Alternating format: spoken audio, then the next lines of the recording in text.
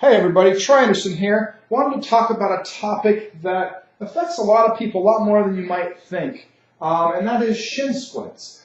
Shin splints is a really non-proper term, but it's just a kind of a tensioning area. I drew a little diagram here on the front side of your lower leg.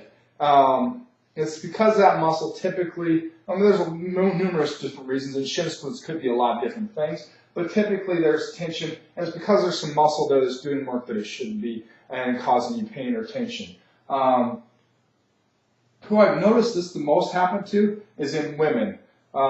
Even in women that are in kind of active and have been active in sporting activity, for some reason it seems to happen. I think for the most part it's kind of what I like to look at as running with sloppy knees. And that means not lifting your knee up and then reaching out for your next step. And I'm going to give you a part 2 of this video with some practical applications on some things you might want to work on.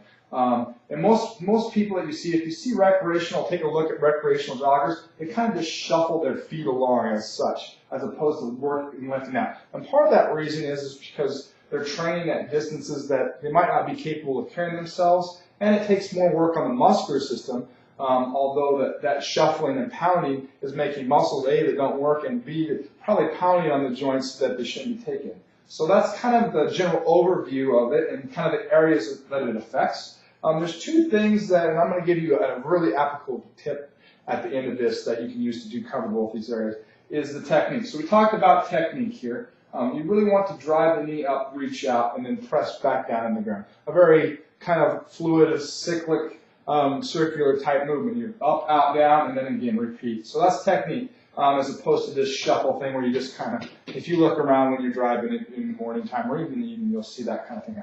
The next thing is strength.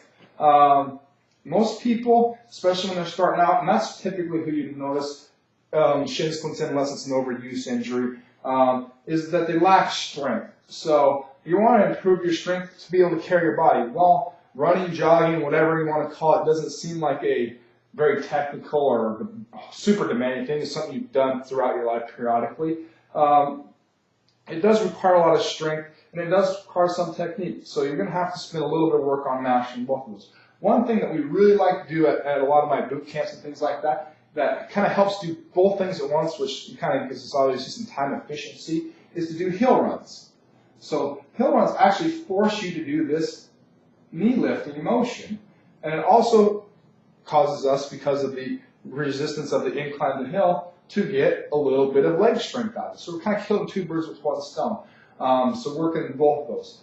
The other thing on the technique end, and this is kind of part of the thing that hill run does, it doesn't allow us to run quite as fast, so it doesn't cause quite as much impact. So we usually run on soft ground, not usually asphalt. But also when you're running, something you want to think about is kind of a feedback kind of in between your ears here, is you don't want to be pounding or this jarring motion into the ground. It shouldn't be this loud stomping kind of noise. It should be pretty smooth and soft type landings is what you want to think about. So we'll be back with part 2 of this, where I'm going to give you some practical applications, talking about some tight muscles, showing you how to do some strengthening things, and showing you like some things that you can do while you're in your regular workouts that will kind of help pattern you for the technique and things outside of actually doing the running part. So hopefully you enjoy this video. Make sure you come over to our channel regularly and check things out and spread the word about these videos. So have a great day.